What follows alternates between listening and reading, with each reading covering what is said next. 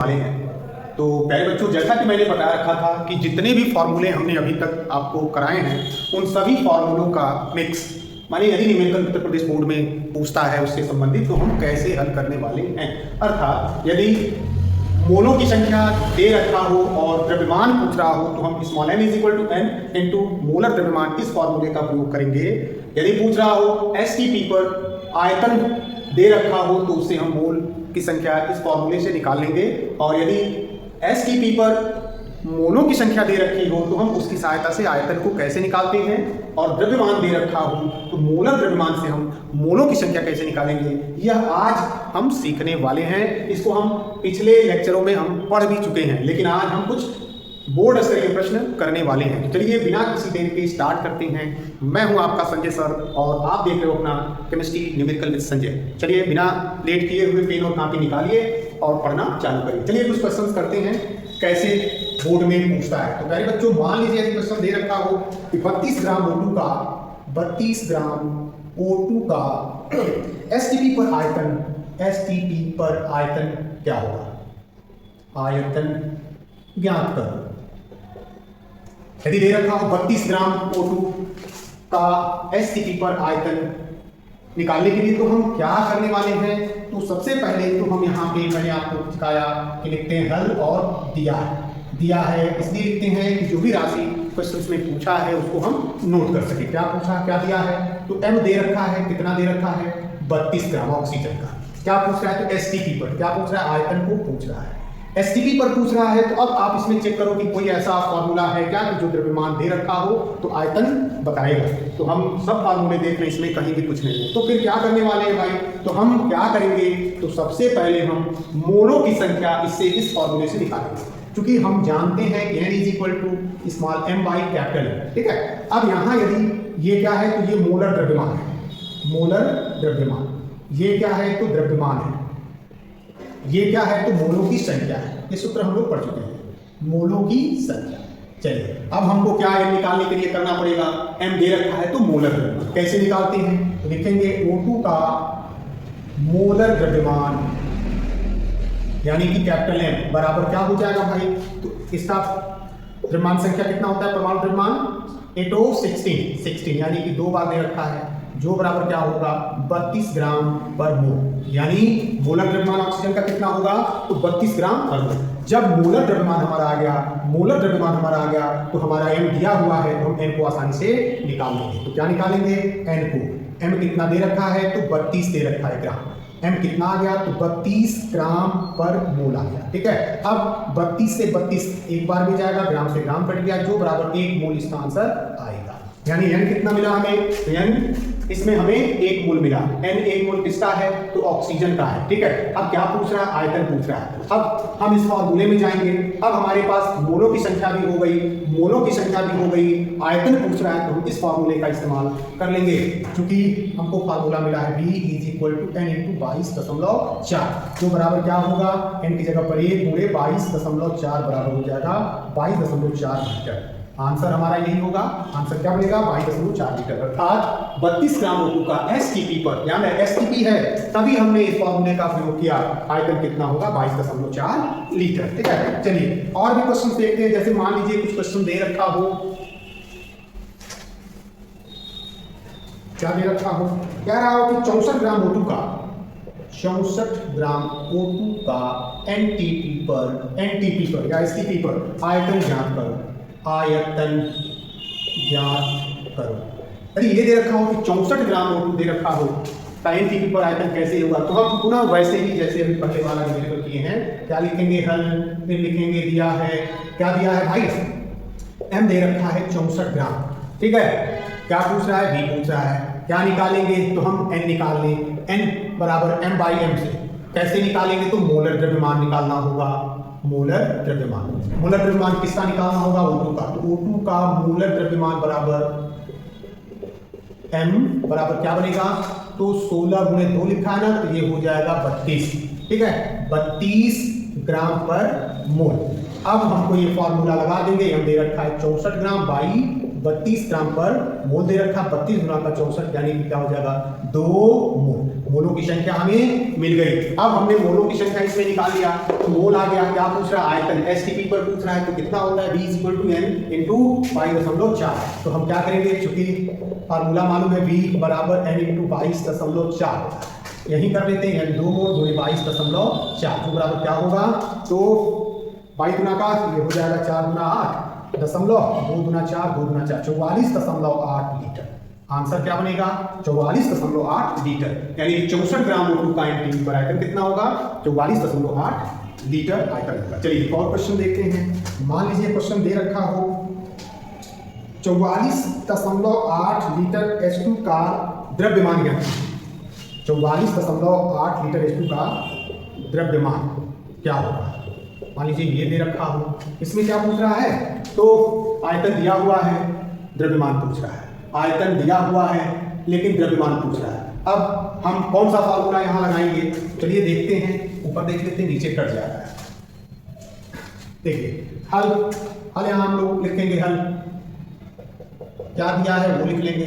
दिया है, क्या दिया है? तो 44.8 लीटर, यानी कि आयतन दे रखा है 44.8 लीटर, ये दे रखा है। द्रव्यमान पूछ रहा है, माने m पूछ रहा है। m को निकालने के लिए क्या करेंगे? तो m को निकालने के लिए पहले n को निकाल लेते हैं। n कैसे निकलेगा उसके लिए हम क्या करेंगे? तो इसका मोलर द्रव्यमान निकाल लेंगे। क्या निकालेंगे? H2 का मोलर द्रव्यमान। मोलर द्रव्यमान m बराबर क्या हो जाएगा भाई? 1 × 2, यानी कि 2 ग्राम प्रति मोल। इसका मोलर द्रव्यमान हो गया। अब मोलर द्रव्यमान निकल गया, मोलर द्रव्यमान भी निकल गया। अब हमें m निकालना हो। m कैसे निकालेंगे?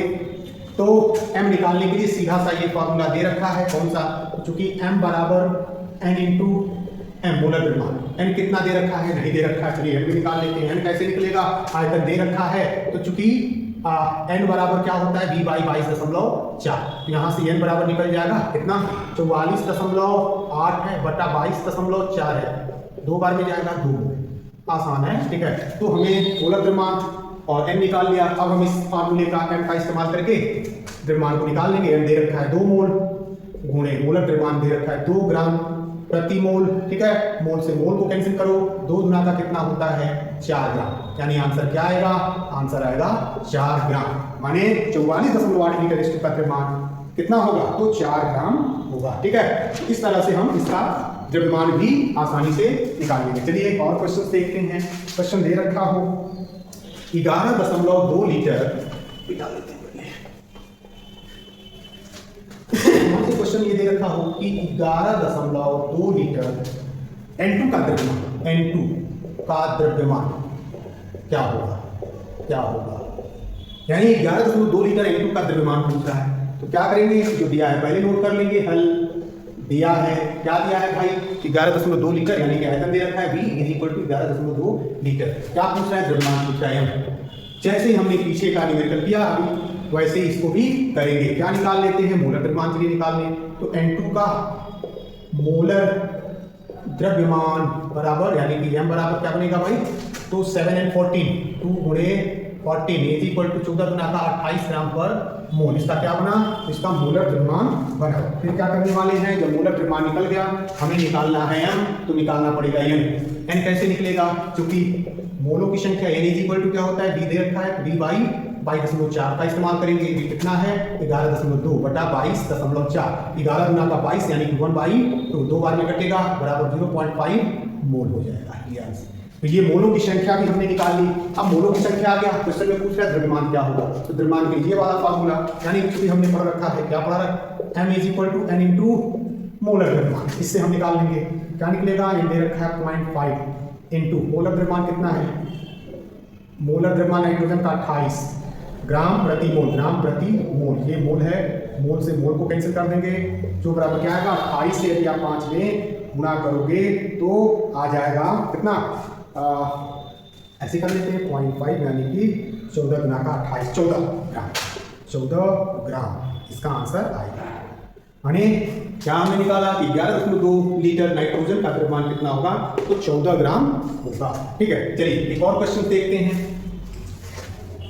इसकी सहायता से। क्वेश्चन क्या दे रखा है? 88 ग्राम CO2 का, 88 ग्राम CO2 का STP पर आयतन ज्ञात करिए। आयतन ज्ञात करो।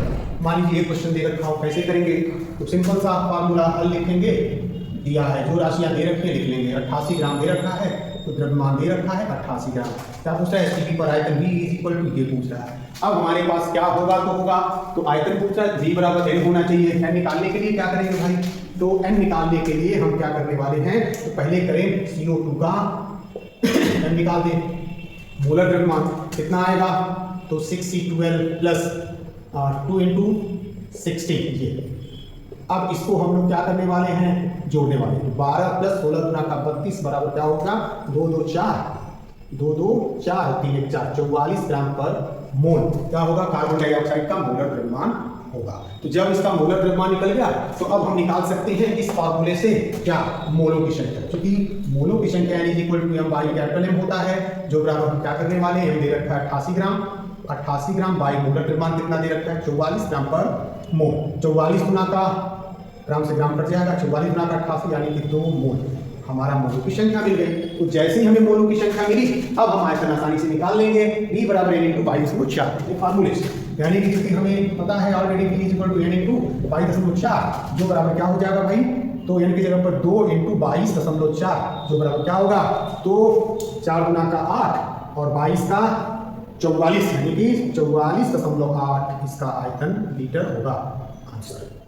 आंसर क्या होगा? 44.8 लीटर इसका आंसर आएगा। ठीक है, तो हम लोग नेक्स्ट देख रहे हैं पूरे फॉर्मूले का इस्तेमाल हम प्रश्न में, उत्तर प्रदेश बोर्ड में कैसे कैसे प्रश्न पूछते हैं, उसके अकॉर्डिंग हम इस फॉर्मूले से हम आसानी से निकाल लेते हैं। चलिए कुछ और क्वेश्चन देखें। जैसे मान लीजिए कोई क्वेश्चन दे रखा हो, क्वेश्चन कह रहा हो कि 18 ग्राम H2O को भाप कह रहा है।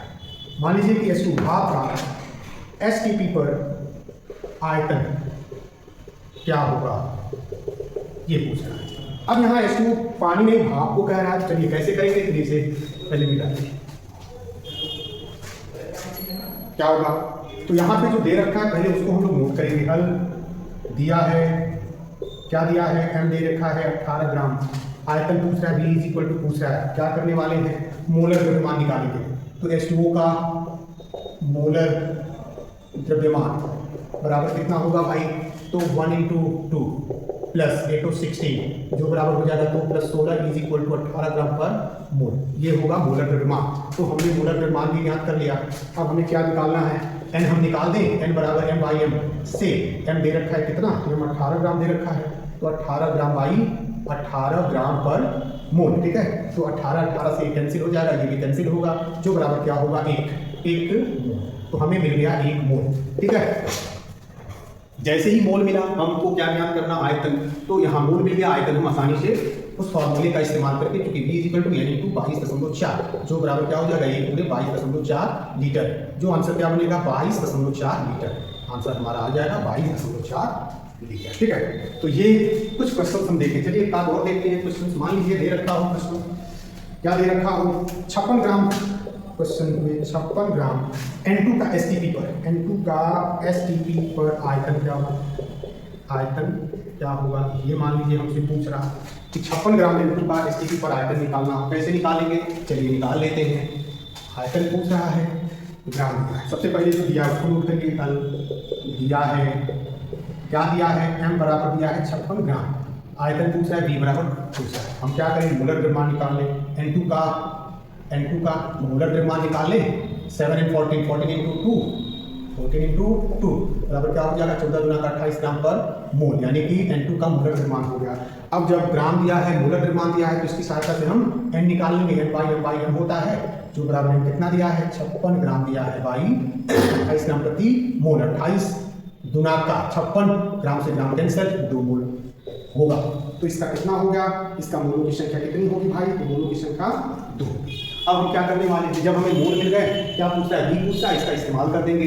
चूंकि V बराबर N इंटू 22.4 N 2 गुणे 22.4 बराबर क्या होगा? तो 2 चौके 8, 4 गुना 8 प्लस 2 दूनी का 4, 2 दूनी का 4, 44.8 लीटर आंसर आएगा। आंसर क्या आएगा? 44.8 लीटर। तो इस तरह से हम लोगों ने इस न्यूमेरिकल को भी हल किया। 44.8 लीटर आयतन हमें मिला। अब मान लीजिए कुछ और क्वेश्चन से भी दे रखा हो, जैसे मान लीजिए क्वेश्चन कह रहा हो, नोट करते हैं। क्वेश्चन दे रखा हो, मान लीजिए 22.4 लीटर ऑक्सीजन का द्रव्यमान, लीटर O2 का द्रव्यमान क्या होगा। मान लीजिए ये क्वेश्चन दे रखा कि 22.4 लीटर O2 का द्रव्यमान क्या होगा। अब इसमें पूछना है द्रव्यमान, क्या करने वाले, हल लिखेंगे, फिर लिखेंगे दिया है, क्या दिया है, आयतन दे रखा है, कितना दिया है, 22.4 लीटर दिया है, क्या पूछ रहा है, द्रव्यमान पूछ रहा है, यानी कि हमको पूछ रहा है। अब हम क्या निकालेंगे, तो हमारा द्रव्यमान आएगा, द्रव्यमान या तो मोलर संख्या मालूम हो, मोलर द्रव्यमान मालूम हो तो निकल जाएगा, या n यदि हमें मालूम हो जाएगा n तो हम आसानी से हमको निकाल लेंगे। चलिए क्या निकालें, तो हम चलिए इसका पहले मोलर द्रव्यमान निकालिए। O2 का m बराबर क्या हो जाएगा, 8 to 16 इंटू 2 बराबर 16 गुना का 32 ग्राम पर मोल। ये हमारा आ गया क्या, मोलों की O2 का मोलर द्रव्यमान, मोलर द्रव्यमान आ गया। इससे हमारी बात बनने वाली नहीं है क्योंकि आयतन दे रखा है, n से बनेगी। n कैसे निकलेगा भाई, तो सीधा सा फार्मूला हम लगा दें n का, क्योंकि n इज इक्वल टू क्या होता है, v बाई 22.4, ठीक है। तो v दे रखा है 22.4 बटा 22.4, ठीक है। तो ये कैंसिल होगा, जो बराबर 1 मोल, तो हमारा 1 मोल यहाँ पर मिल गया, ठीक है। यहाँ मोलर द्रव्यमान का कोई मतलब भी नहीं बन रहा है, ठीक है। या देखते हैं, अब हमको यम पूछ रहा है, तो यम इससे भी निकाल सकते हैं, स्मॉल एम बराबर क्या होगा, यम बराबर हमने पढ़ रखा है, क्या पढ़ रखा है, या तो small M by M is equal to, M कितना दिया है, 1 मोल, एम कितना दिया है, 32 ग्राम पर मोल, ये मोल है, मोल से मोल खत्म, खलास, बराबर कितना बचा, 32 ग्राम, यानी कि देखिए हमारा आंसर मिल गया 32 ग्राम, यानी 22.4 लीटर ऑक्सीजन का द्रव्यमान कितना होगा, तो 32 ग्राम होगा, ठीक है। इस तरह से हम न्यूमेरिकल को करेंगे। चलिए कुछ क्वेश्चंस और देख लेते हैं, प्यारा सा कुछ क्वेश्चन इस फॉर्मूलों की सहायता से कुछ और देखते हैं। चलिए मान लीजिए क्वेश्चन दे रखा हो, क्या दे रखा हो, क्या दे रखा हो, क्या दे रखा हो, चलिए मान लीजिए क्वेश्चन दे रखा हो 67.2 लीटर, क्वेश्चन दे रखा हो 67.2 लीटर H2 का द्रव्यमान क्या होगा, ये पूछ रहा है। कह रहा है कि 67.2 लीटर, ये लीटर है, H2 का द्रव्यमान क्या होगा। तो हम क्या करने वाले हैं, तो हम हल करेंगे, दिया है करेंगे, ठीक है। V दे रखा है 67.2 लीटर, अब द्रव्यमान पूछ रहा है, m पूछ रहा है, m को ज्ञात करने के लिए n की जरूरत पड़ेगी, तो H2 का मोल निकाल लेते हैं, H2 का मोलर द्रव्यमान निकालते हैं, 1 इंटू 2 होगा, जो बराबर क्या होगा, 2 ग्राम पर मोल, ठीक है। अब हमें क्या निकालना है, n निकालना है, n बराबर क्या होता है, n बराबर क्या होता है, v बाई 22.4, अब यहाँ v दे रखा है 67.2 बाई 22.4, अब 20 यानी 60, यानी कि कितना हो जाएगा भाई, तो ये तकरीबन 3 मोल के आसपास आएगा, 3 मोल, ठीक है, n 3 मोल आ गया। अब हम इसमें द्रव्यमान आसानी से निकाल सकते हैं, क्योंकि m is equal to n into capital M बराबर क्या हो जाएगा, n दे रखा है 3 मोल गुणे 3 मोल, ऐसे साफ साफ लिखो, 3 मोल गुणे कितना है, हम 2 ग्राम बाई मोल, मोल से मोल कैंसिल, ठीक है, बराबर कितना हो जाएगा, 3 गुना का 6 ग्राम आंसर होगा।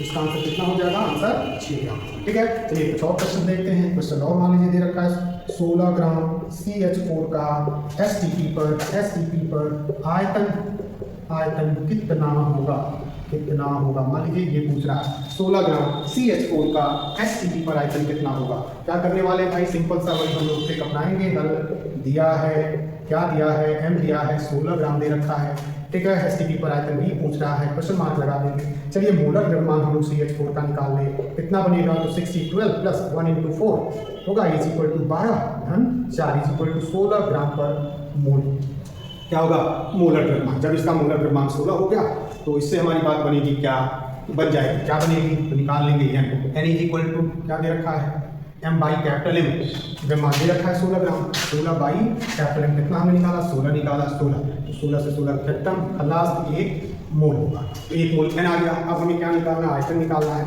अब चूंकि v बराबर n इंटू 22.4, जब आप प्रैक्टिस करोगे फार्मूला अपने आप आता जाएगा, n is equal to n की जगह पर 1 मोल गुणे 22.4 रखेंगे, आंसर बनेगा 22.4 लीटर। आंसर क्या आएगा बच्चों, तो 22.4 लीटर, फिनिश। फिर मान लीजिए, चलिए एक और न्यूमेरिकल करते हैं, फिर आप इससे संबंधित जो भी NCERT में दे रखा हो क्वेश्चन आप तड़ागड़ करते रहो। चलिए एक और देख लेते हैं, जैसे मान लीजिए एक लास्ट प्यारा सा क्वेश्चन देखते हैं।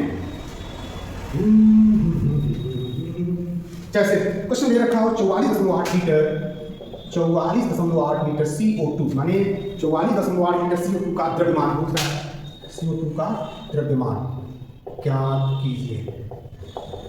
मान लीजिए क्वेश्चन देखना, 44.8 लीटर CO2 का द्रव्यमान क्या होगा। चलिए करते हैं। आपने बहुत कुछ देख लिया, कैसे यहाँ पे क्या दे रखा है, डी दे रखा है 44.8 लीटर, क्या पूछ रहा है, एम पूछ रहा है, क्या करने वाले हैं भाई। चलो पहले मोलर द्रव्यमान निकाल लेते हैं।